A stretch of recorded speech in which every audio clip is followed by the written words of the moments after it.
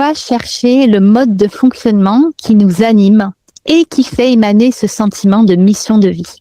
Et l'expression de ces caractéristiques et de ces potentiels nous permet donc de comprendre ce qui a influencé ou motivé notre incarnation. La mission de vie, c'est pas forcément une mission professionnelle ou familiale ou enfin une mission spécifique. Et ce qui ressort surtout, c'est que nous sommes venus s'incarner sur Terre, non pas pour faire, mais pour être. Je dirais que nous sommes venus pour se souvenir de qui nous sommes réellement. Quand on est nous-mêmes confrontés à une situation, on a parfois des difficultés à prendre ce recul de soi. Donc on a besoin de quelqu'un qui puisse nous permettre de dézoomer sur quelque chose. Donc bonsoir à tous.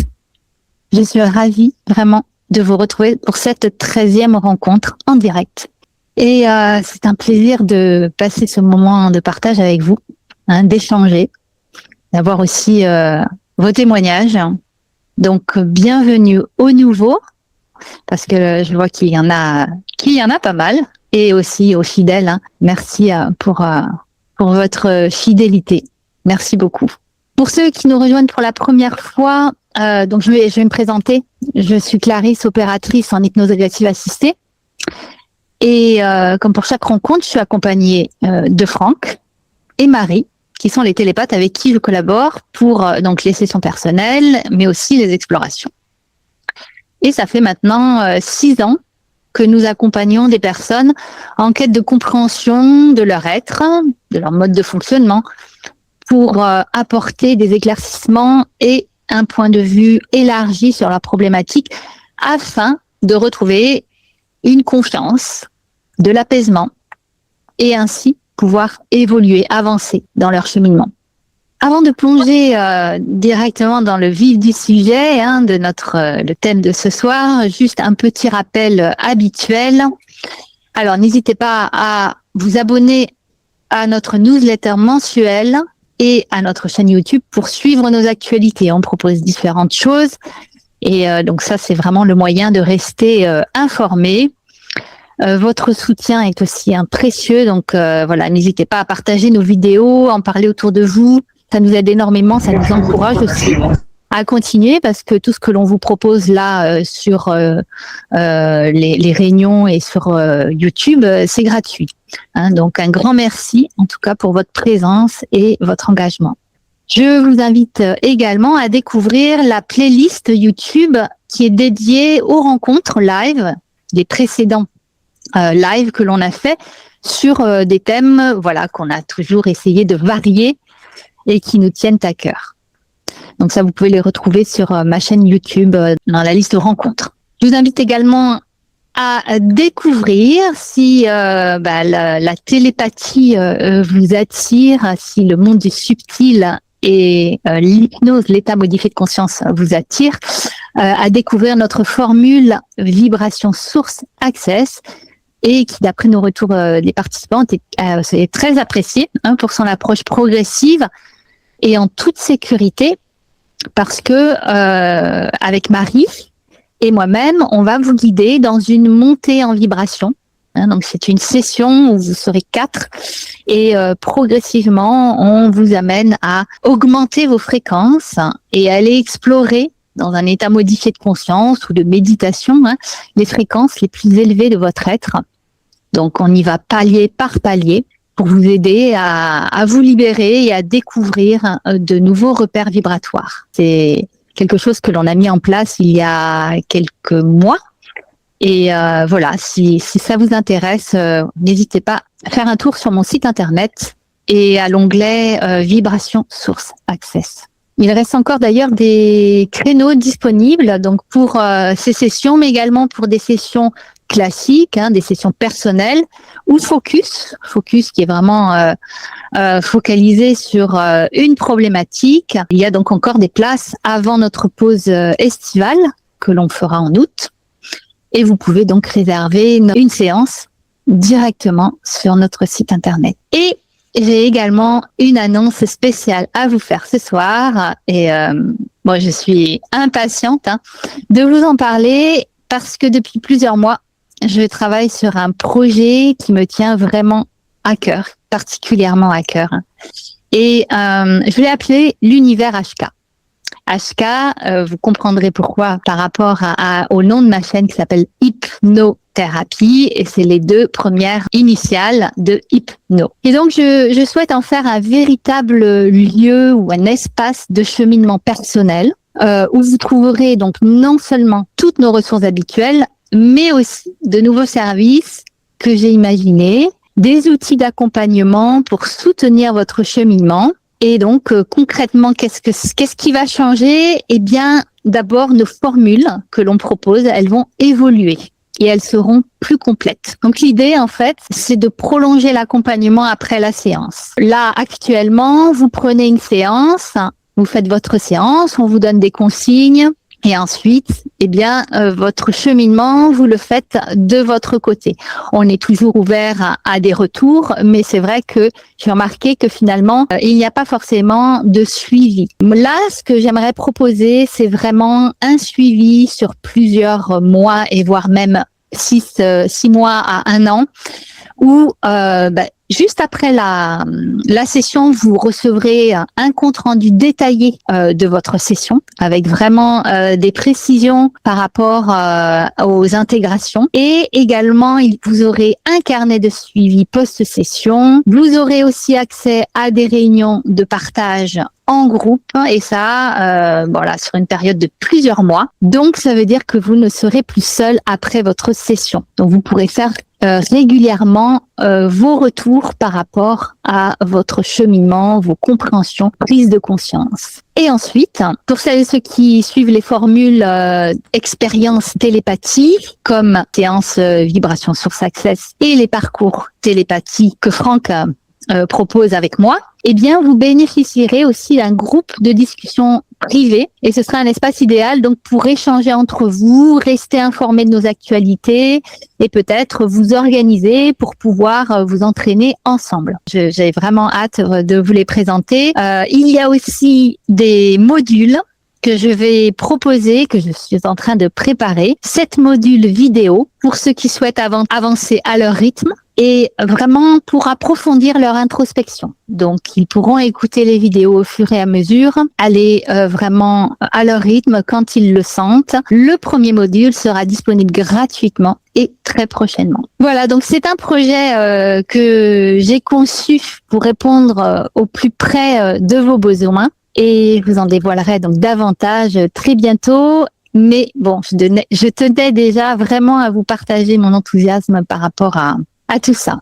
Et puis en plus déjà, ce qui m'a donné envie de créer cette communauté HK, que j'appelle HK, c'est que j'ai remarqué, notamment sur YouTube et sur la newsletter, et d'ailleurs à ces rencontres là aujourd'hui, comme aujourd'hui, que vous faites déjà partie de cette communauté là de par votre fidélité et aussi votre motivation, votre intention d'évoluer et de découvrir. Donc vraiment ça me fait énormément plaisir. Allez, les présentations notre univers HK sont terminées et nous allons passer au thème de ce soir. Alors c'est la mission de vie.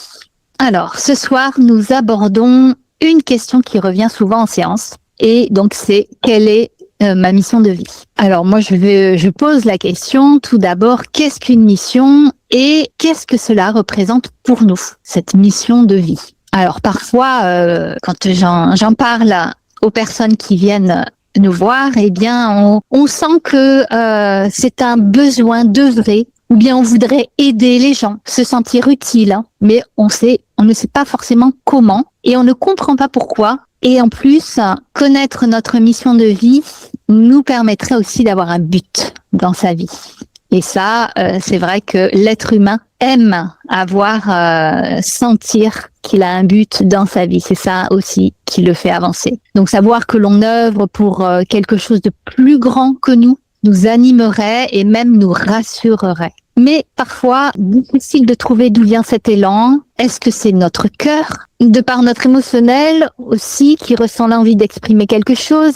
Donc tout ça est un peu flou. On ne sait pas si c'est quelque chose vraiment d'inné ou si c'est vraiment quelque chose de par nos mémoires, nos croyances, nos blessures. Et en session d'hypnose régressive assistée, nous allons chercher la racine de ce besoin. Donc, peut-être que je commence à répondre à la question de Phil qui est dans le chat. Et surtout, on va chercher le mode de fonctionnement qui nous anime et qui fait émaner ce sentiment de mission de vie. Alors c'est vrai que c'est une question qui revient souvent en session, mais tout le monde ne la pose pas. Donc ça veut dire aussi que pour certaines personnes, ça peut paraître évident. Et pour d'autres, évidemment, ça ne l'est pas encore. Alors, de ce que l'on a remarqué également, c'est que bien souvent, la cause originelle de cette quête, elle est très pure. Elle est très simple. Et surtout, elle est en relation avec nos caractéristiques originelles. Et lors de nos sessions, on va explorer les caractéristiques de notre essence. Et donc, c'est ça dont je parle, ces caractéristiques originelles, c'est notre essence qui va pouvoir nous indiquer, quand on va l'observer, quand elle est justement au cœur de ces vibrations originelles. Et l'expression de ces caractéristiques et de ces potentiels nous permet donc de comprendre ce qui a influencé ou motivé notre incarnation. Et surtout, lors de la dualité terrestre, il se transforme vers des caractéristiques marquées et voire des failles. C'est pour ça qu'on a du mal, souvent, à ressentir nos caractéristiques originelles de notre essence dans notre incarnation. Pour être un petit peu plus clair, j'ai eu envie de vous choisir des exemples donc, que nous avons rencontrés en session. Et d'ailleurs, vous pourrez me dire dans le chat ou dans les commentaires s'il y a des profils d'essence qui vous parlent, qui résonnent pour vous. Alors, vous allez voir comment je vais les présenter. Par exemple, on observe une essence de nature créatrice et renouvelable. Donc ça, c'est ce que l'on peut percevoir quand cette essence est dans ces énergies les plus pures, proches de la source ou dans la source. Donc c'est quelque chose de très général, créatrice et renouvelable. Voilà.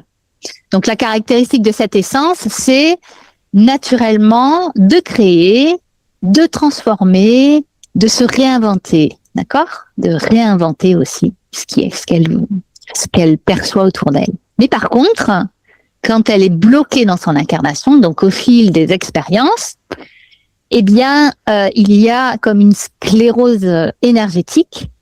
Pour appeler ça comme une sclérose, ça veut dire que la créativité est détournée, ça devient stérile. La personne peut ressentir comme une agitation intérieure qui ne donne pas de résultat, beaucoup d'idées mais qui ne se réalisent pas.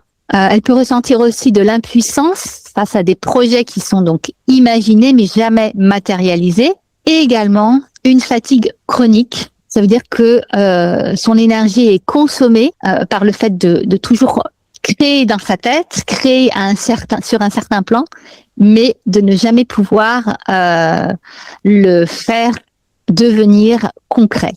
Et donc cette énergie, elle ne peut pas être utilisée pour créer. Elle est bloquée sur un certain plan. Et par contre, et même au niveau de ces énergies du corps, de ces énergies vitales, il y a vraiment une régénération qui se fait parce que cet élan-là, il circule. Voilà, il circule et il se régénère donc à chaque fois. Donc ça, c'est un premier exemple, par exemple. Alors, je ne sais pas si vous êtes reconnu pour certains. Je vais vous donner un deuxième exemple. Une essence qui est fractale ou qu'on pourrait appeler une essence multidimensionnelle.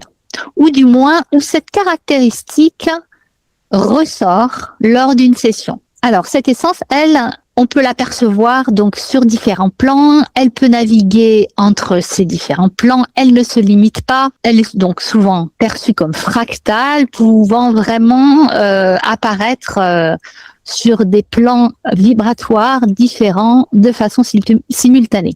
Donc c'est très abstrait tout ça, mais on parle vraiment au niveau de l'essence, sur des plans très hauts en vibration.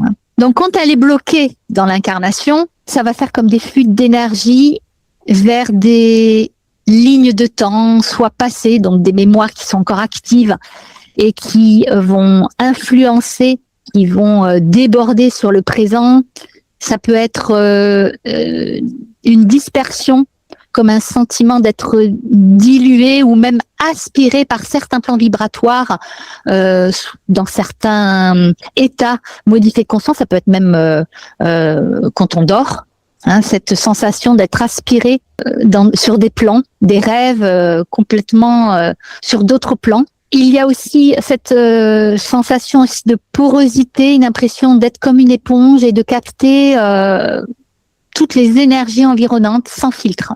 Parce que voilà, toutes les portes sont ouvertes de par cette caractéristique de pouvoir être sur tous les plans. Mais dans l'incarnation, eh bien, ce sont des portes ouvertes, mais pas du tout contrôlées. Donc la personne, elle va subir ces effets-là. Par contre, quand elle est fluide, eh bien, ça fait une personne qui est ancrée, une capacité à consulter des informations subtiles sans quitter le présent. Donc, savoir très bien gérer ces informations-là, les doser, ne pas en avoir trop pour être submergé. Ça permet aussi, plutôt que d'aspirer la personne vers d'autres plans et de ne plus savoir pourquoi elle est là sur Terre, et donc ça, on en arrive à ce choix conscient de l'incarnation, donc cette souveraineté qui se manifeste malgré le fait que justement elles soient en capacité d'avoir des connexions sur d'autres plans. Maintenant, un troisième exemple. Une essence qui a une intelligence stratégique. Alors, sa caractéristique, ça va être par exemple pour le choix de son incarnation. Quand elle est bloquée dans l'incarnation, cette essence, eh bien, va être comme un fusible, on va dire ça comme ça. L'essence choisit un contexte familial ou relationnel, mais il est lourd. Il peut être pour réparer ou servir les autres, mais l'être va presque aller jusqu'à s'oublier soi-même et du coup ne plus se prioriser. Donc il y a une certaine forme de fatalisme, la personne subit son contexte de vie, elle se sent emprisonnée dans une fatalité, dans une injustice, et ses choix peuvent être incohérents, des choix de vie qui semblent aller à l'encontre de ses désirs. Voilà, il y a vraiment ce décalage par rapport à ce type d'essence. Par contre, quand ces caractéristiques-là s'expriment de façon fluide, c'est une souveraineté qui est choisie, un rôle assumé comme une stratégie d'évolution, parce qu'elle est vraiment consciente de pourquoi elle est là, et ce n'est plus un sacrifice. Donc il y a une clarté tactique, la personne comprend pourquoi elle est là et pourquoi elle utilise ce contexte difficile, et elle utilise même ça comme un outil d'apprentissage. Vous imaginez que ça demande un recul quand même assez conséquent. Mais voilà, c'est ce que l'on peut rencontrer vraiment lors des sessions. Il y a un certain alignement et une vie quotidienne qui reflète les objectifs profonds de l'essence. Voilà. Et ça, alors je dis pas forcément que l'on rencontre ça en début de séance, mais en tout cas, c'est ce que l'on peut proposer. En tout cas, c'est ce qu'elle se propose à elle-même quand elle comprend vraiment le pourquoi du comment et la racine de sa condition. Allez, je vous donne encore un exemple. J'en ai même deux autres. Voilà, une essence créatrice et intuitive. Alors, cette essence, ce type d'essence, quand elle est bloquée dans l'incarnation, elle manifeste plutôt un éparpillement mental. Une dissociation, ça peut aussi se manifester par une dissociation corporelle, des peurs, de jugements sur ses créations, des retours à des mécanismes de protection pour se défendre, et une hyper-réceptivité. Mais par contre, quand elle est fluide, c'est vraiment une renaissance, une souveraineté retrouvée, une clarté mentale. Elle va focus sur l'essentiel, une capacité aussi à avoir confiance, une intégration aussi une acceptation de sa sensibilité comme une force d'expression. Voilà, des aspirations subtiles, des actes dans la matière. Et un dernier exemple, quand la caractéristique qui se présente d'une essence est la pureté originelle, Eh bien, là, on peut l'observer, donc cette essence-là, dans ces énergies originelles, dans un état vraiment fondamental où l'essence est très simple, pure, et elle ne cherche que l'harmonie. Elle ne veut pas s'encombrer de mémoire, de schémas de vie, et elle est souvent optimiste. Alors, quand elle est bloquée dans l'incarnation, eh bien, souvent, il y a des mémoires de choc parce qu'elle ne s'attend pas du tout à ce type d'incarnation qui peut être brusque, qui peut être vraiment des traumatismes. Hein. L'essence se sent comme encapsulée ou enfermée dans un trauma. Ça peut être un deuil, un choc post-traumatique. Et ça, du coup, ça révèle en elle l'opposé de ce qu'elle est, puisque elle empêche cet optimisme de se manifester. Le cœur peut se déconnecter de son état originel, et du coup il y a ce corps qui souffre beaucoup, et ça peut mettre en place un schéma de survie, comme un schéma d'une lutte permanente. Le corps met en veille toutes les fonctions et se sent constamment en train de survivre. Par contre, quand elle arrive à fluidifier toutes ces caractéristiques, il y a un optimisme qui peut revenir, une capacité à traverser les épreuves avec un point de vue très élargi, une confiance en la vie, cette connexion au cœur qui revient, une compréhension aussi vibratoire et non mentale, parce que effectivement, si l'on essaye de comprendre des traumatismes avec son mental, c'est parfois très difficile d'en comprendre les causes et d'en comprendre une certaine justesse. Et là, il y a vraiment une compréhension au-delà du mental et qui est finalement vibratoire, c'est un ressenti. Et du coup, la vie vécue est plus fluide, le corps arrive à se régénérer, se revitaliser et devient plus serein. Alors là, ce que je vous ai présenté, ce sont des exemples. Il y en a évidemment bien d'autres, et ce sont des exemples d'essence qui se manifestent lors de la session sur ce type de notion. Si la personne refaisait une autre session et qu'elle avait d'autres problématiques à exprimer, peut-être que l'essence, eh bien, se présenterait autrement. Mais là, quand une personne fait une session, c'est toujours par rapport à des problématiques. Et du coup, les informations captées par le télépathe sera toujours en relation par rapport à son intention de mieux comprendre son schéma de fonctionnement et de pouvoir s'en sortir. Donc, ce que l'on peut en déduire, c'est que quand les capacités sont fluides dans l'incarnation, eh bien, on est plus en accord avec son être profond. Et si j'en reviens à cette notion de mission, notre mission paraît évidente parce que on va juste l'exprimer, on va juste émaner ce qui l'on est. On n'aura pas forcément besoin de prouver quelque chose à l'extérieur de soi puisque on l'est à l'intérieur de soi. Et c'est souvent comme ça que ça se passe. Quand l'on remarque des choses à l'extérieur de soi, c'est parce que c'est quelque chose qui nous manque souvent à l'intérieur de soi. Là, la personne va exprimer ses caractéristiques originelles et du coup ne ressentira pas forcément le besoin de l'exprimer à l'extérieur, de le chercher à l'extérieur. Ces blocages-là, donc ce que j'ai décrit justement quand l'essence est bloquée, donc on essaye de leur donner un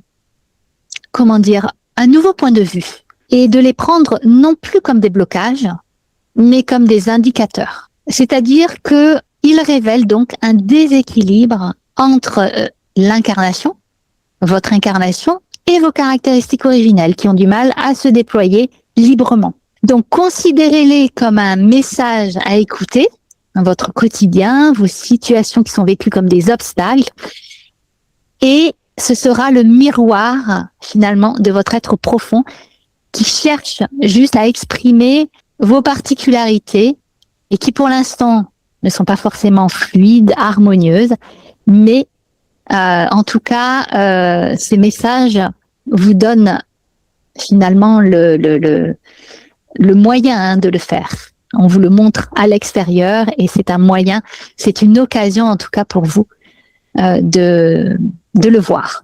Donc, c'est ce besoin d'expression qui vous fait ressentir ce besoin de mission de vie. Donc, ce blocage peut être exprimé à l'extérieur, que vous voyez à l'extérieur de vous, qui vous fait peut-être ressentir ce besoin de mission de vie. Mais en réalité, c'est plutôt la mission de votre essence qui s'exprime, parce que finalement, l'essence, dans ses caractéristiques originelles, ce sont vraiment des caractéristiques très pures, et il n'y a pas cette notion, par exemple, de vouloir absolument aider, ou de vouloir prouver quelque chose, etc. Donc votre essence, elle s'exprime, et ce que vous avez à faire pour cela, c'est avancer dans votre cheminement, de vous prioriser également.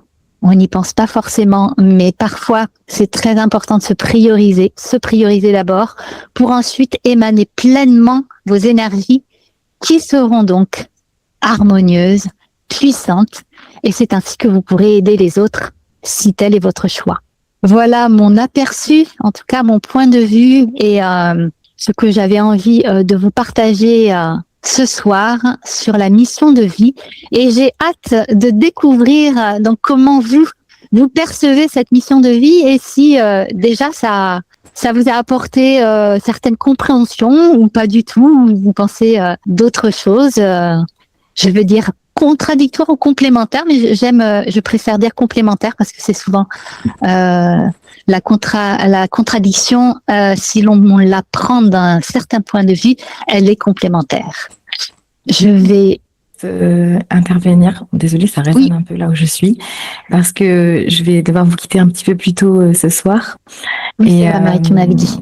Voilà, et je voudrais juste rajouter par rapport à ce qu'a dit Clarisse, qu'aussi en session, ce qu'on perçoit souvent, c'est que la mission de vie, c'est pas forcément une mission professionnelle ou familiale, ou enfin une mission spécifique. Et ce qui ressort surtout, c'est que nous sommes venus s'incarner sur Terre, non pas pour faire, mais pour être. Et je dirais que nous sommes venus pour se souvenir de qui nous sommes réellement. Et tout ce qui est métier, projet, relation, c'est souvent secondaire. C'est simplement des moyens pour s'exprimer, pour exprimer son soi profond. Donc voilà, c'est simplement ça que je voulais rajouter. Merci, Marie. Et voilà, c'est vraiment le fait d'être là pour être et non pas pour faire. Ouais, tout à fait. Ouais. Merci Marie. Ce que dit juste Marie, c'est vrai que c'est vraiment, je pense, l'essentiel en fait à comprendre. C'est que tout l'extérieur, tout ce que l'on met en place, tout ce que nous renvoient les gens, tout ça c'est un révélateur pour justement nous permettre d'être cette personne, de comprendre vraiment qu'est-ce qui nous anime, et c'est parfois bien sûr au travers de nos créations que l'on peut devenir cette personne. Mais voilà, tout est vraiment un miroir en fait. Toute la vie autour de nous est un miroir de nous-mêmes. Les gens que l'on rencontre, les gens avec qui on apprécie passer du moment, les gens que l'on n'aime pas, parce qu'on a le droit de pas aimer telle ou telle personne. Hein. Ce n'est pas parce que on se dit être dans une certaine spiritualité que toutes les énergies nous correspondent. Voilà. Après, quand je dis on n'aime pas, aussi il y a du respect derrière. Voilà, c'est juste que on peut pas s'associer avec tout. C'est des affinités, une question des affinités, voilà, par soi, et comme on est tous uniques, c'est normal qu'on n'ait pas forcément des affinités, surtout dans le plan incarné. D'ailleurs, ça me fait penser à ce matin, Marie, quand on a fait cette session vibration source access, où on est monté donc très très haut en vibration, et donc on était il y avait 4 personnes, donc 6 en tout. Et effectivement, dans de très hautes vibrations, on se sent confondu dans le tout, on est le tout, on ne sait plus si les personnes autour de nous sont différentes de nous, elles sont en même temps nous et l'extérieur, la source. Marie, si tu veux partager un peu ce qu'on a vécu ce matin. Oui, c'est ça. Dans cette exploration vibration source access, on rejoint en fait les plus hautes vibrations et on rejoint même l'unité. Et ouais, c'était même très fort en émotion ce matin. Et on se percevait, mais on n'arrivait plus à définir qui était qui. J'avais même oublié les prénoms alors qu'on n'est que 4, donc c'était pas très difficile à retenir. Mais voilà, on était dans cette unité. C'était très beau et c'était là où l'être était était le plus important, était essentiel. Il y avait plus d'autres questions. Enfin, c'est vraiment une très belle expérience, oui.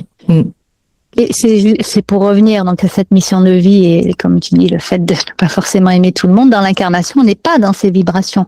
On peut l'être à certains moments avec notre intention, avec un certain état modifié de conscience, mais on reste quand même des êtres individuels avec plus ou moins des affinités et on est unique. Donc c'est tout à fait normal et je pense qu'il faut l'accepter de ne pas être en affinité avec tout le monde. Voilà, c'était juste pour terminer par rapport à ça. Il y a d'ailleurs, par rapport à ce que tu as dit, Franck, c'est Julien qui dit ce ne serait pas réfléchir la lumière, donc l'information, à partir de son propre prisme. Donc c'est ce qui lui vient. C'est un peu ce que tu as dit. On est le miroir, enfin l'extérieur est le miroir un petit peu de ce que l'on reflète. Donc si notre propre prisme est en accord avec notre être profond, effectivement, cela va avoir une interaction avec notre environnement et la lumière va se réfléchir. Alors dans un sens, dans l'autre, je pense que tout à fait. C'est pareil. Alors c'est vrai que parfois ma créativité est souvent freinée, donc je me suis retournée à l'aide à la personne, d'accord, auxiliaire de vie diplômée, où je me sens dans mon élément épanoui.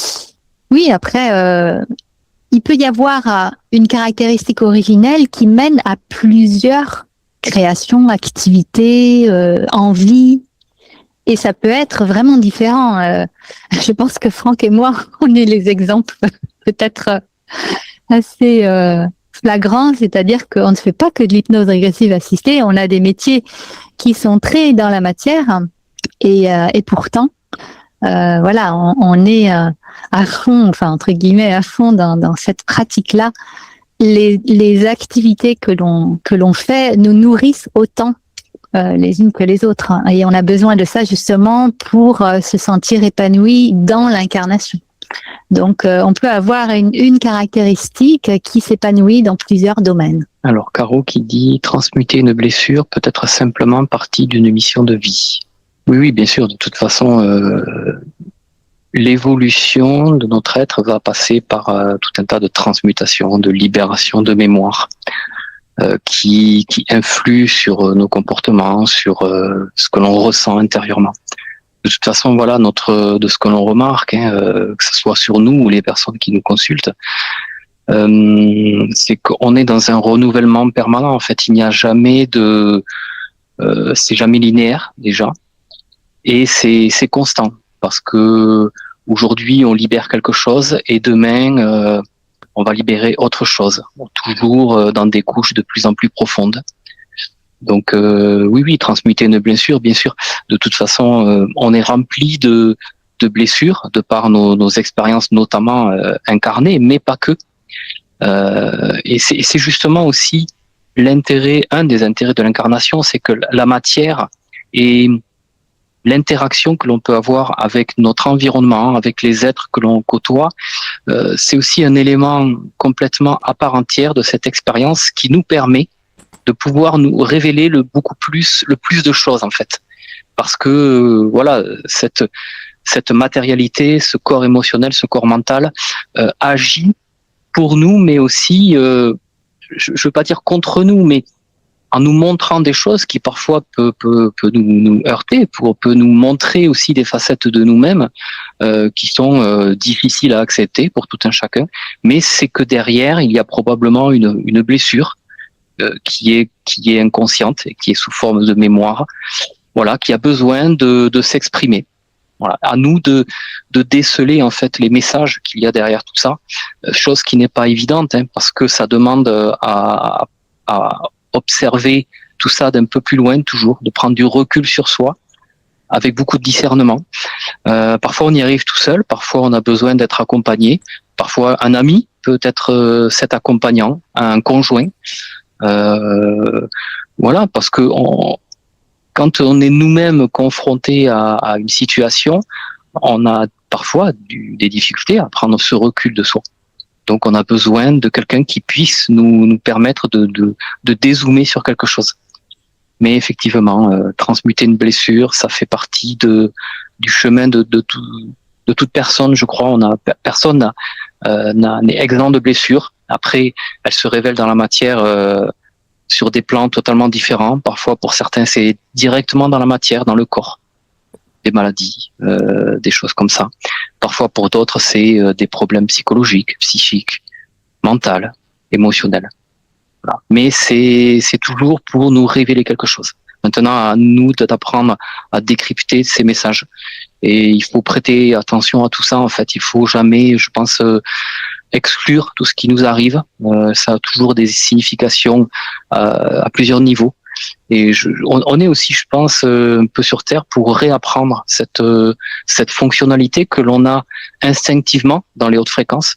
Parce que comme disait Marie tout à l'heure, quand on est dans des hautes fréquences, dans cet état modifié de conscience, comme on peut l'être dans des rêves, on est dans des fréquences où on est un petit peu déconnecté de notre corps, donc on ressent les choses complètement différemment. On est dans cette unité et tout d'un coup, tout redevient beau et nous devenons nous-mêmes un être sublime parce qu'on se rapproche de notre unité, de notre un.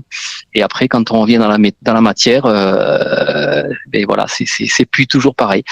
Et voilà. Donc oui, Caroline, bien sûr. Je voulais rajouter aussi, on est dans une période de l'humanité qui est propice aussi à des nettoyages. On a une prise de conscience. Souvent, c'est l'évolution de l'humanité, aussi des vibrations de la Terre est très fluctuante au fil des peut-être milliers d'années, on va dire ça comme ça. Je sais pas si on pourrait dire même millions d'années.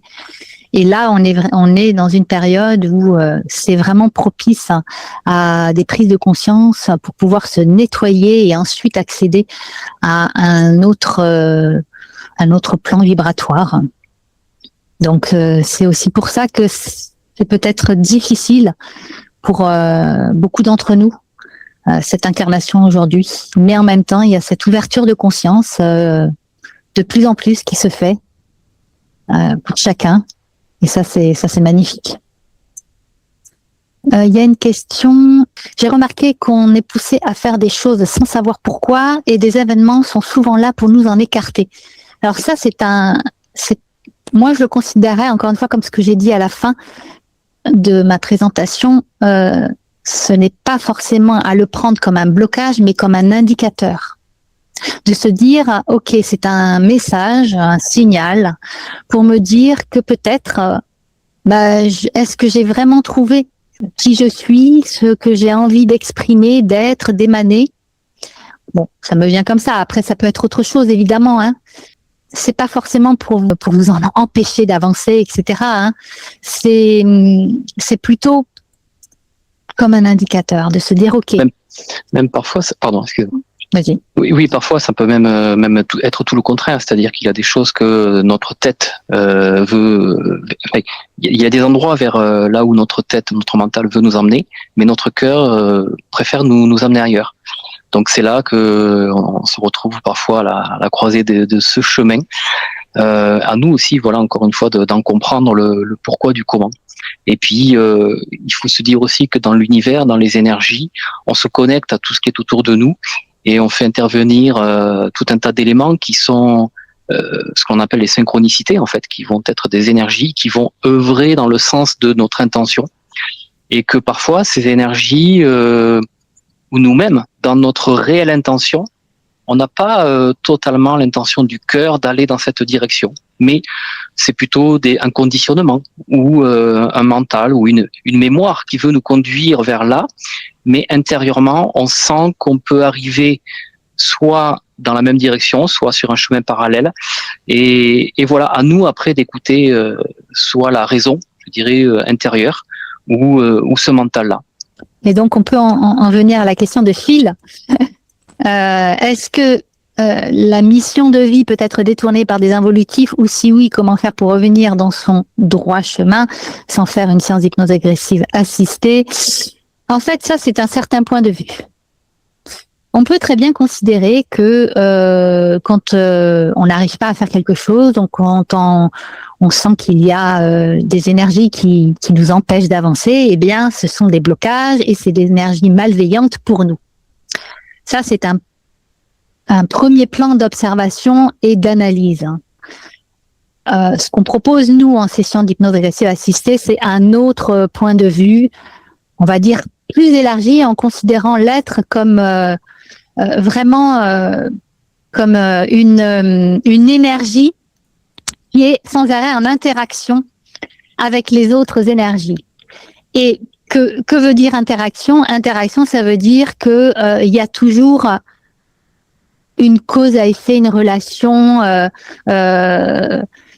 Voilà, l'énergie circule, l'énergie se transforme, évolue, et on est sans arrêt donc en contact en fait avec des énergies qui nous les considérons peut-être sur un plan de la dualité comme bien et mal, parce que notre éducation fait aussi que on a appris ça c'est bien, ça c'est mal, il est gentil, il est méchant, etc.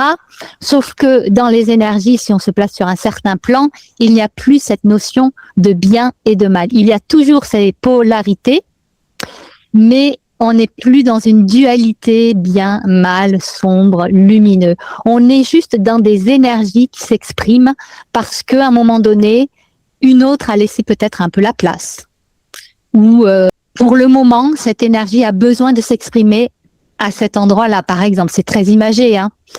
Mais là, donc, si on veut répondre à la question de Phil, eh bien, ce serait finalement, est-ce que les involutifs ne sont pas là pour te montrer quelque chose?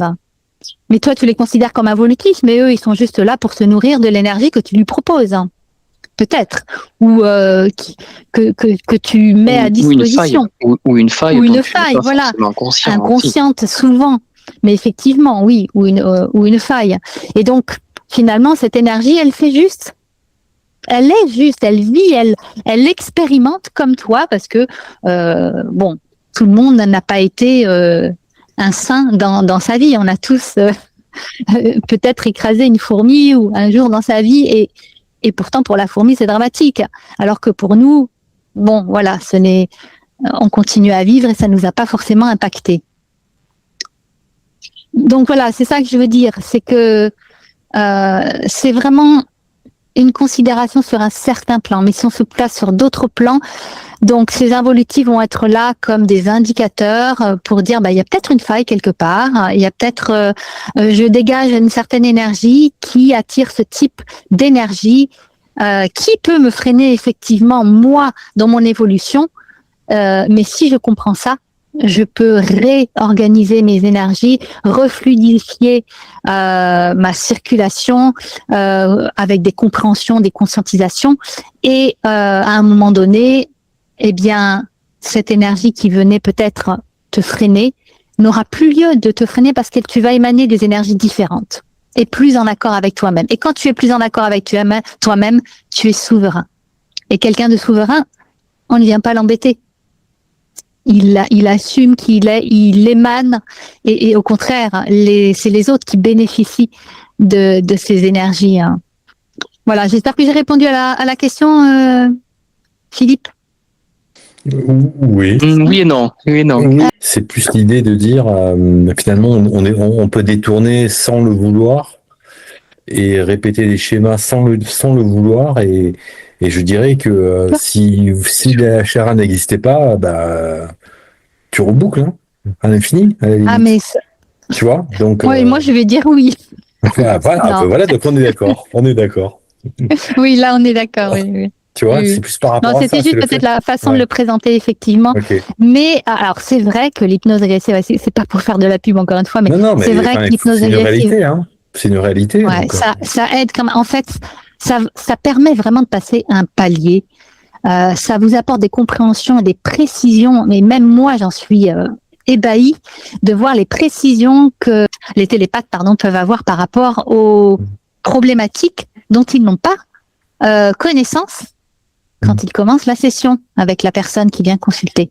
C'est moi qui fais le lien donc entre les problématiques exposées que la personne expose et ce que perçoit le télépathe. Mais c'est vrai que c'est quand même assez incroyable de voir cette précision et quand on demande à la personne, effectivement, ça résonne, ça lui parle. Alors peut-être qu'elle n'a pas tout compris parce que c'est même très complexe et très riche en informations, mais en tout cas, ça lui parle au fond, oui.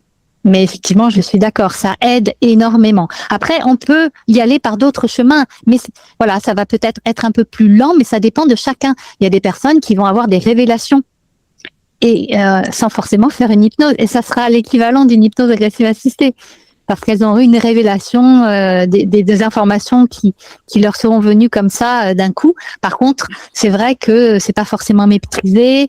Elle ne saura pas forcément reproduire cette étape pour continuer à avoir des informations, etc. Donc, et puis non, voilà. En termes de rapidité, efficacité, je connais pas mieux. Hein. Enfin, il n'y a pas mieux. Non, mais c'est vrai. Je dirais. Et puis à chaque séance, moi j'en ai fait 2. Hein, en fait, pour moi, le télépathe amène chaque fois des informations incroyables. Je je vais suis sûr pas que si dire le on, contraire. voilà, si on C'est en vrai. fait plusieurs, et ben à chaque fois, ça amène quelque chose. Alors après, effectivement, il faut avoir une compréhension de ce qui est dit, en fait, le travailler. C'est les 6 mois qu'il faut ou les 9 mois qu'il faut entre chaque séance, par exemple. Mais ça amène quelque chose d'incroyable. Enfin, ça devrait être remboursé par la Sécu, moi je dis. Voilà. Et non, justement, Ah ben si. parce que l'implication est Ah importante. non, mais quand je dis par la Sécu, il faut déjà le vouloir. C'est-à-dire qu'il faut déjà effectivement avoir une ouverture de la voilà, avoir un côté spirituel qui fait que on est là ce soir. Tu vois, mais faut dire, ça remplace à la limite tous les médicaments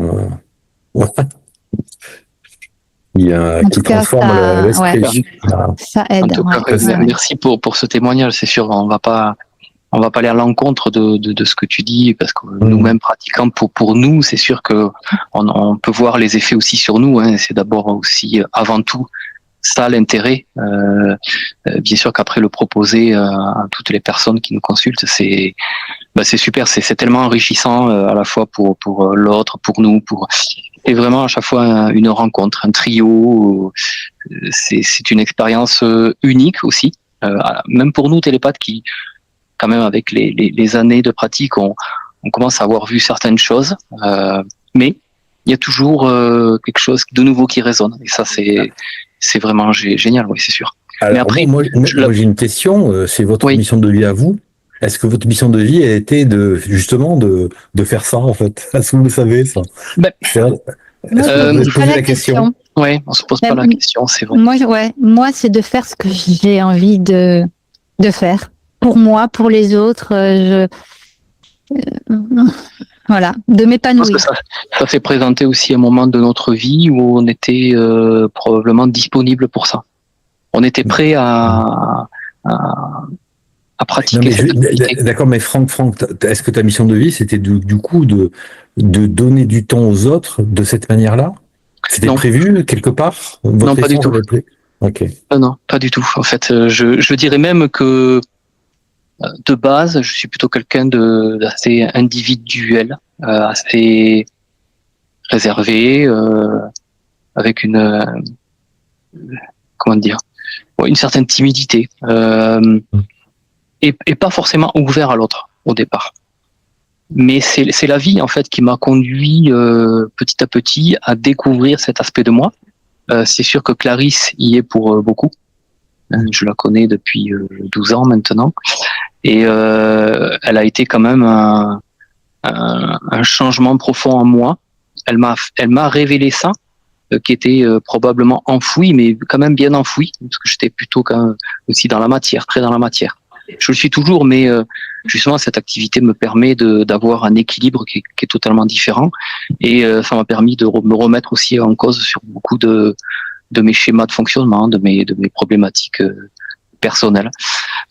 Et aujourd'hui, c'est vrai que je n'ai pas envie de m'en passer, parce que ce contact avec l'autre, c'est c'est quand même nouveau dans ma vie, hein, ça a moins de 10 ans. Mais ça m'a ouvert aussi parce que pour dire aussi, pour aller un petit peu plus loin dans notre vie personnelle, comme on donne aussi des cours de danse avec Clarisse. Donc ça, c'est forcément, on fait ça depuis 10 ans et ça fait partie un peu de ce même chemin, de vouloir partager, de vouloir partager avec l'autre et prendre aussi de l'autre. Mais voilà ce que je peux dire à ce sujet. Merci Franck. Bon, Marie, tu dis rien alors. Alors moi, j'ai pas de mission de vie parce que ça me met la pression de me dire ça. Tu veux dire, tu veux pas la connaître. Tu veux pas la non, connaître. alors pour te dire, ma première session d'hypnose régressive, c'était une de mes questions. Quelle est ma mission de vie? Parce que c'est une question qui, voilà. Et en fait, ce que j'ai eu comme information et puis ensuite qui s'est confirmé, c'est que je n'ai pas à être ou à faire quelque chose, encore une fois. J'ai juste besoin d'être et d'émaner qui je suis, déjà de savoir qui je suis et d'émaner ce que je suis. Et voilà, ce qui est déjà énorme. Et le fait de me dire que je ne suis pas attendue pour faire quelque chose et que je suis et que nous sommes parfaits comme nous sommes, déjà, ça m'enlève déjà un poids. Après, contrairement à Franck, moi, j'ai toujours été dans la spiritualité, dans le subtil, etc. Et c'est l'hypnose qui m'a ramenée à ma part incarnée. Je me posais même la question pourquoi je me suis incarnée. Je serais beaucoup mieux sans être incarnée. Et donc voilà, l'hypnose, moi, ça m'a fait le contraire. Ça a amené plus de concret dans ma vie. Et voilà, et ça a amené aussi cette complétude qui me fait, aujourd'hui, je suis très épanouie dans ma vie et je pense que juste émaner cette joie et l'amour, voilà, c'est ça. Si je dois avoir une mission, c'est ça, c'est d'exprimer ça au quotidien le plus possible.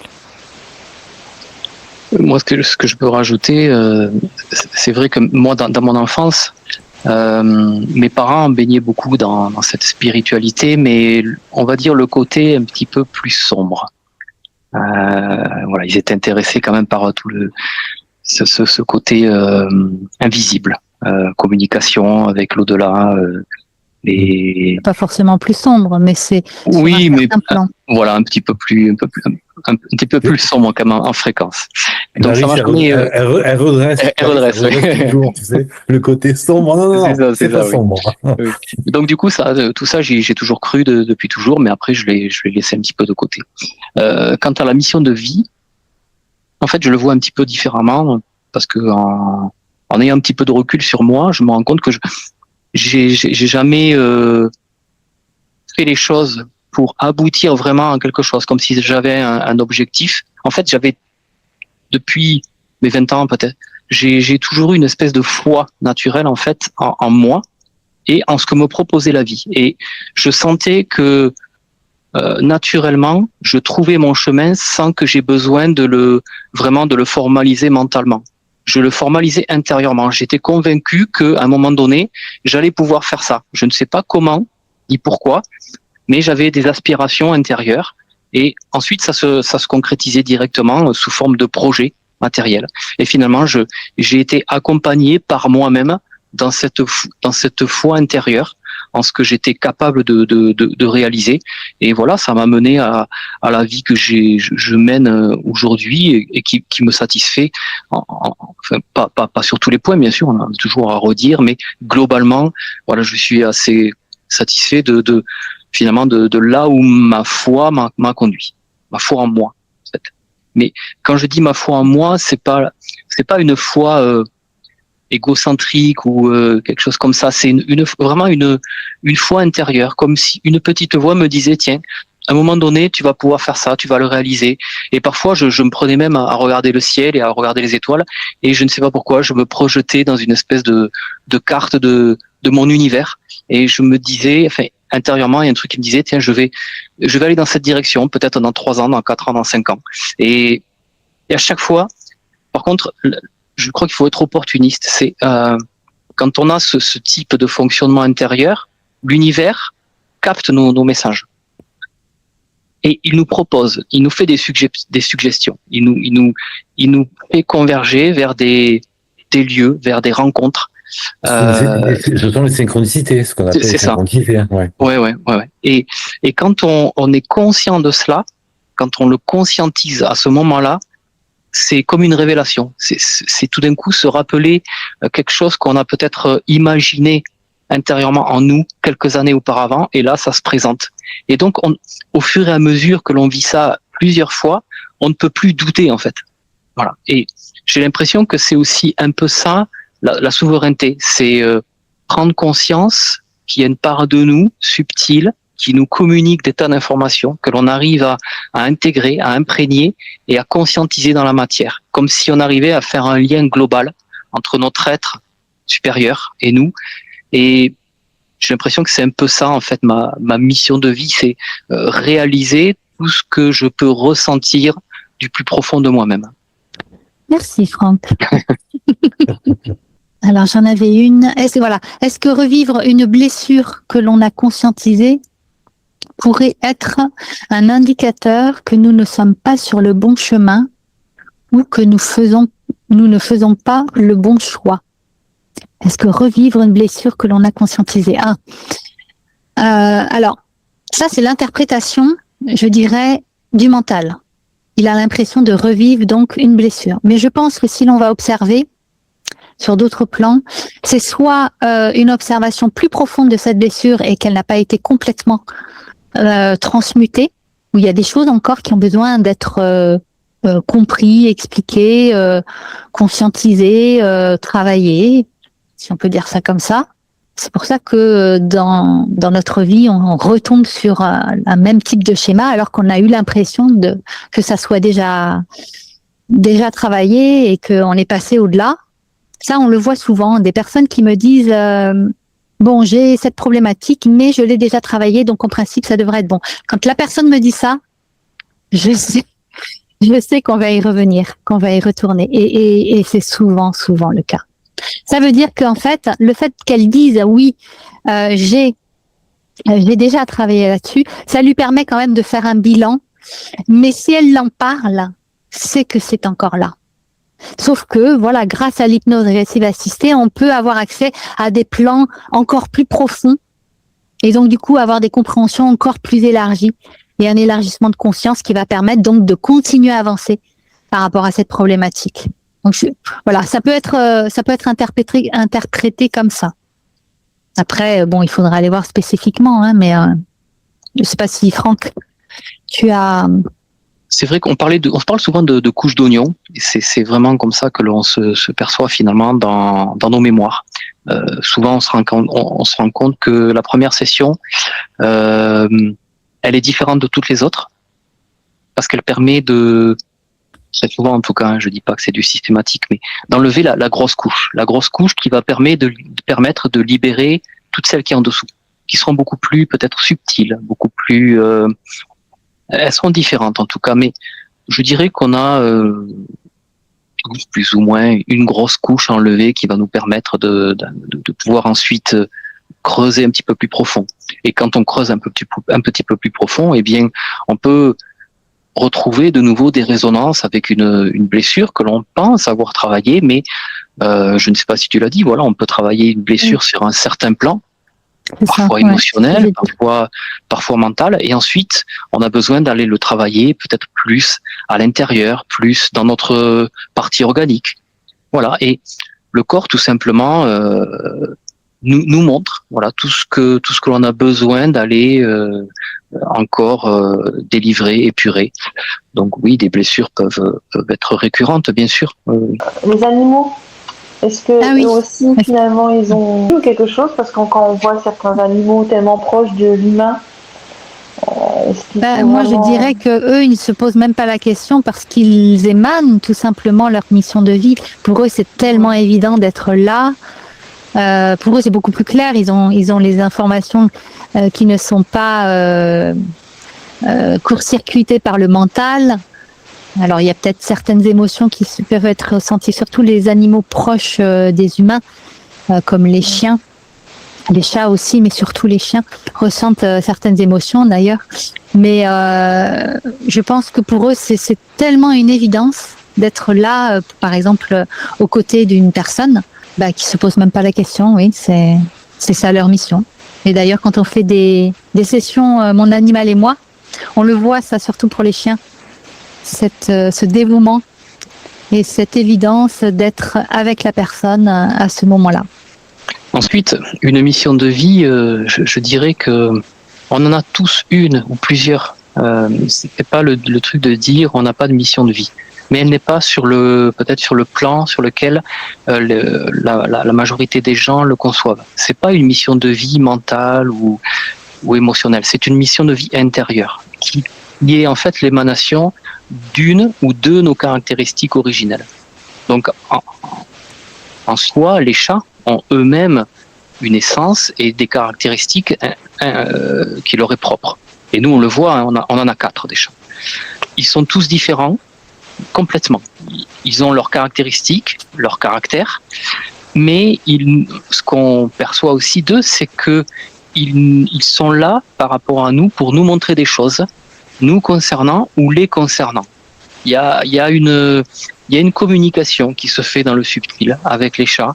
Et voilà, on n'est pas forcément au départ à observer ce phénomène. Quand on en a un, surtout, on se dit bon, il est comme ça, voilà, on se pose pas la question. Quand on en a 2 et qu'on voit les différences, on se pose un peu plus la question. Nous, on en a 4. À un moment donné, on s'est vraiment posé la question parce qu'ils sont tellement différents entre eux, ils sont tellement différents avec nous que on sent bien que derrière il y a une communication qui se fait. Il y a toujours un effet miroir. Et parce que à la fois, bon, il y a des chats qui sont très émotionnels, il y en a qui sont très individuels, et en fonction de ça, le relationnel qu'on a avec eux est totalement différent, et même totalement différent entre Clarisse et moi. Voilà, chacun a son comportement par rapport à l'être humain qu'il côtoie. Et même quand il y a des étrangers, ils ont encore une autre. Et en fait, ils nous montrent aussi des choses sur nous-mêmes. Moi, il y a un chat qui est très, comment dire ça, tu me dis, Clarisse, dépendant affectif. Bon, il est très très collant, on va dire. Bon, Clarisse le supporte bien, moi un peu moins parce que sinon c'est un pot de colle, voilà. Il vous lâche pas d'une semelle et ça peut durer pendant 3 heures. Lui, ça lui pose aucun problème. Bon, nous, c'est différent. Mais Clarisse le supporte beaucoup plus. Mais du coup, vis-à-vis d'elle et de moi, il n'a pas le même comportement. Mais en même temps, il me montre aussi ce que je lui renvoie. Voilà, ce côté, bon, ne me colle pas non plus. Voilà, je te montre aussi mon côté un peu plus individuel. Ouais. Indépendant, voilà, soir, donc c'est pareil. Ce soir, vous savez tout sur notre vie. Exactement, voilà. Ce soir, c'est la révélation, c'est notre mission de vie, voilà. Du coup, on vous expose notre propre mission de vie, peut-être que vous vous y retrouverez sous certains aspects. Une question, est-ce qu'on choisit à l'avance les personnes avec qui on va partager notre mission de vie, donc familiale, amicale et en société? Je pense que c'est comme un maillage d'énergie qui se fait et que bien sûr notre essence, elle choisit la famille dans laquelle elle va s'incarner, que ce soit pour guérir des blessures, que ce soit pour manifester quelque chose qu'elle a besoin de manifester pour qu'ensuite l'être puisse exprimer et redécouvrir sa caractéristique originelle. Il y a plein, c'est pas une manière de s'incarner, parce que souvent on pense je me suis incarnée dans cette famille parce que je suis venue pour guérir cette blessure. C'est pas que ça. Ça peut être vraiment pour exprimer des caractéristiques, pour également expérimenter toutes les facettes d'une même caractéristique. Hein, comme je pense à la souveraineté qui peut être l'opposé du dévouement, ou en tout cas on peut le considérer comme l'opposé du dévouement. Et ce dévouement, quand il est expérimenté, on peut en perdre sa souveraineté. Donc c'est aussi le challenge de retrouver sa souveraineté en ayant cette caractéristique de dévouement, par exemple. Voilà, il y a beaucoup de manières de s'incarner, donc c'est comme un maillage qui se forme, et comme tout est énergie, et que l'énergie, elle s'adapte, et on ne voit pas, on ne perçoit pas le puzzle global de l'univers ou de ce qui existe. Et du coup, on ne comprend pas toutes les interrelations qu'il peut y avoir entre une personne et une autre. On n'en voit que une interprétation. Mais si on voyait tout ce maillage, il serait parfait. Il serait complètement parfait. Donc, de toute façon, oui. Je ne sais pas si on choisit, mais en tout cas, tout se passe pour que on puisse évoluer. Après, on ne le comprend pas, que c'est une manière pour nous d'évoluer. Mais en tout cas, tout est là, tout est présent, tout est. J'ai pas envie de dire choisi, mais en tout cas, il y a, voilà, tout est. je vais On va dire là. que, en tout cas, il n'y a pas de hasard, que ce soit des personnes ou des êtres qui manifestent une certaine énergie qu'on a besoin de côtoyer. Voilà. Est-ce que c'est l'être en lui-même que l'on a choisi ou est-ce que c'est ce qu'il émane? Les deux sont possibles, donc en fait, il y a des choses qui nous dépassent aussi un petit peu, malgré tout. Il nous faudrait des milliers d'années pour tout comprendre notre fonctionnement et savoir si tous les êtres que l'on rencontre, on les a sélectionnés, on a choisi de les rencontrer à un moment ou à un autre. Ça serait vraiment très long de faire cette expérience, mais je pense qu'elle n'est pas nécessaire. Du moment qu'on comprenne que de toute façon, que ce soit des contacts physiques ou énergétiques, toute personne qui vient à nous et qui résonne avec nous va nous montrer quelque chose. Voilà, qu'on l'ait choisi ou qu'on l'ait pas choisi. C'est ça. On l'a peut-être choisi sur un certain plan. Oui. On l'a pas choisi sur un autre plan. L'univers se charge de nous faire comprendre certaines choses à travers ça. Voilà. C'est ça. Une autre question, devons-nous revenir encore et encore pendant des milliers d'années? Ça dépend encore une fois du chemin de l'essence, de ce qu'elle a envie d'expérimenter, de là où on en est dans notre incarnation, de nos prises de conscience, de notre élargissement de conscience. C'est pas une fatalité, hein. Donc sur certains plans, peut-être qu'on voudrait ne pas revenir, mais sur un autre plan, votre essence, elle vous dit, mais si, c'est tellement enrichissant l'incarnation, même si là, l'être, il est en train de souffrir. Mais pour l'essence, elle a un autre point de vue, et c'est pour elle enrichissant, ça crée de l'expérience. Je peux vous demander, par rapport à la question, vous y revenir encore et encore, justement, c'est ma question. Parce que j'ai l'impression qu'on n'en finira jamais. Parce que vous dites, il faut attendre une certaine évolution. Mais à quel moment on a fini cette évolution? Est-ce qu'elle se finit un jour? L'évolution, peut-être pas. Mais ça, je peux pas répondre parce que cette notion d'infini, on ne connaît. Enfin, le mental a beaucoup de mal à vraiment se représenter ce qu'est l'infini. Quand on parle de la source, quand on parle du cosmos, il y a ces notions d'infini. Donc, moi, je vais donc dire peut-être, mais ça, c'est une question du mental qui est sur le plan d'incarnation. Alors, je comprends tout à fait qu'on puisse se la poser. Et d'ailleurs, elle est régulièrement posée en session. Voilà, des personnes qui se demandent, mais quand est-ce que je vais en finir? J'ai vraiment envie de terminer ce cycle d'incarnation pour passer à autre chose. Mais effectivement, on peut terminer un cycle d'incarnation parce que l'essence estime que l'incarnation, pendant tous les cycles d'incarnation, elle a suffisamment expérimenté, elle s'est enrichie, elle a peut-être expérimenté les extrêmes et que c'est OK et que peut-être que maintenant elle a envie d'expérimenter sur d'autres plans. Mais je dirais que c'est quand même infini parce que les plans, jusque-là, on n'y a pas vu de fin. Voilà. Sur un autre plan. Ou en tout cas, personne n'est revenu en session pour nous dire, bon, moi j'ai fini ma mission d'incarnation et là je suis bien là où je suis, voilà, j'ai pas trop envie de revenir. On n'a pas eu encore ce cas-là, mais si cette personne dans le subtil nous écoute, on veut bien la recevoir. Voilà. Ce qu'on vient de dire, ce que ça m'évoque, c'est que je comprends pas notre essence dans l'absolu est complète, elle sait tout, elle est complète à un point qu'on peut pas se rendre compte, je pense, même ici, enfin surtout ici. Et je me dis pourquoi expérimenter de telles aurores parfois et même à des degrés différents. Mais enfin, je vois pas où je le vois pas où il est l'intérêt, quoi. Donc ça m'interpelle beaucoup, quoi.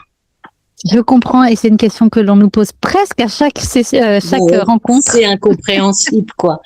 En fait, du point de vue de l'essence, comme je l'ai dit, il n'y a pas de bien, de mal. Elle n'interprète pas les choses comme nous, comme notre mental, notre corps émotionnel. Notre j'entends bien, mais elle est dans sa plénitude. Donc, il est où l'intérêt de venir En fait, la source. Alors, c'est vrai que c'est des instants de vie, peut-être à l'échelle de cette essence.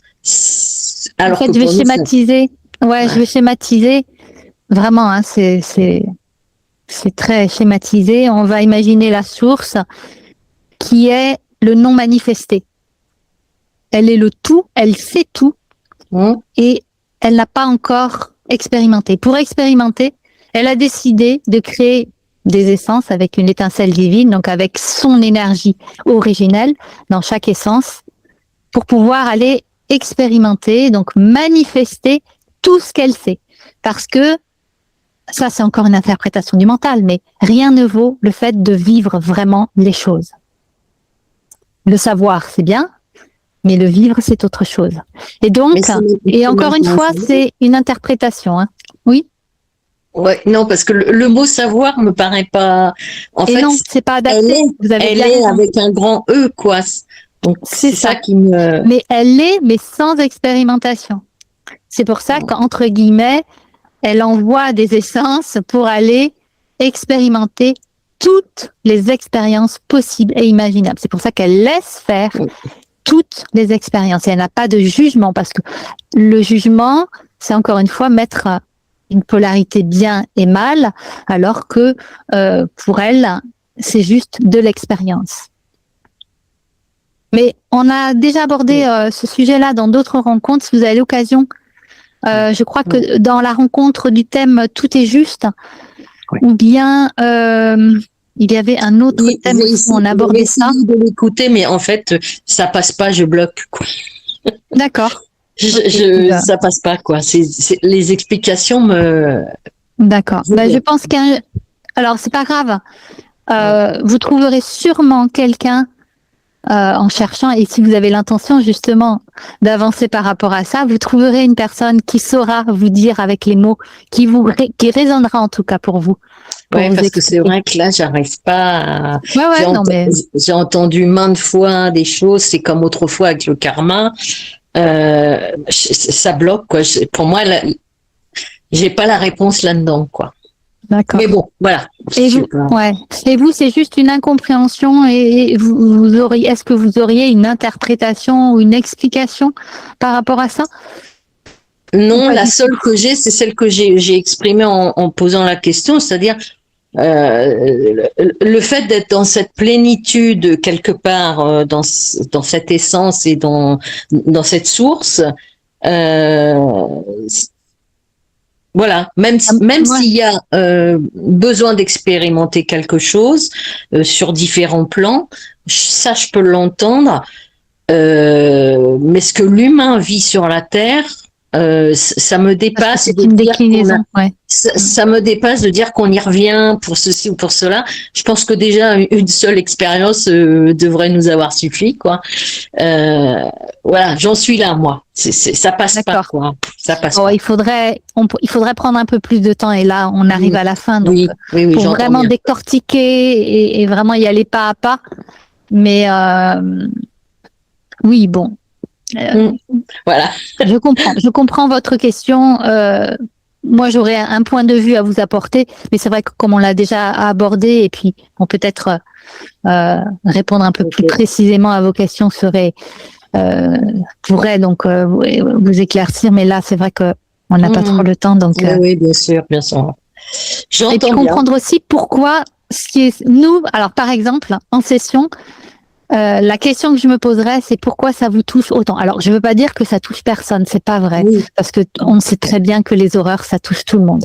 Hein, ça, c'est pas là la question. Mais pourquoi vous vous posez cette question, vous n'arrivez pas à trouver de réponse, ça ne vous convient pas. Voilà, ça pour nous, ce serait intéressant d'aller voir qu'est-ce qui fait que votre mode de fonctionnement ou quelque chose qui peut être bloqué, ou qu'est-ce qui fait que voilà, vous n'arrivez pas à trouver cette sérénité. Oui, c'est ça, parce qu'en fait, j'ai dû faire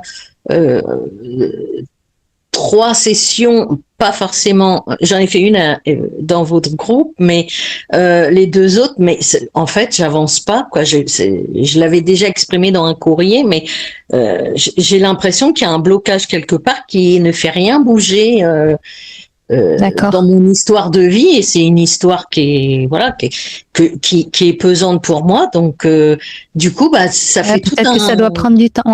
Peut-être que ça doit prendre du temps, et quand quelqu'un a l'impression que ça n'avance pas dans son chemin de vie, c'est sur un certain plan que ça n'avance pas. Et je comprends qu'elle ait envie que ça avance sur ce plan où elle puisse voir les choses évoluer. Ça, c'est tout à fait normal. Le mental, il a besoin de ça. Ça le réconforte. Surtout quand on a un parcours de vie bien sûr, lourd. Bien sûr. Sauf que c'est une technique qui passe par le subtil, qui agit d'abord dans le subtil et ensuite vient progressivement s'intégrer dans les parts plus denses. Et ça peut prendre du temps, et il peut y avoir encore des blocages. Et moi, je ne doute pas que vous avez avancé, j'en suis persuadée que vous avez avancé, mais peut-être sur certains plans. Et ça ne se perçoit pas encore sur les plans les plus denses. C'est qu'il n'y a pas de résultat dans le matériel et même dans le physique, quoi. Donc, mais ça, c'est toujours le plus long. C'est toujours le plus long. Bon. Donc, si vous avez l'intention d'avancer, d'évoluer, vous trouverez. J'en suis persuadée. Ah bah ouais, en tout cas, c'est mon chemin de vie. C'est pour revenir à l'intitulé. Moi, c'est clair que c'est le parcours que je passe, quoi. D'avancer par rapport à ces fameux blocages entre guillemets. Oui. Ok, merci. Merci à vous pour votre témoignage, en tout cas. Allez, je vais vous laisser. Merci d'avoir participé, d'avoir posé toutes vos questions. C'est toujours un plaisir. On est en juin, donc il y aura une dernière rencontre en juillet. Je vous préviendrai avec la newsletter. Donc, si vous n'êtes pas encore inscrit, vraiment inscrivez-vous pour avoir toutes les informations. Et donc, j'espère à très bientôt et à très vite. Et merci encore d'avoir été présent. Merci beaucoup. Bonne soirée. Merci. Au revoir et bonne soirée. Merci Au à revoir. vous pour votre Merci à tous.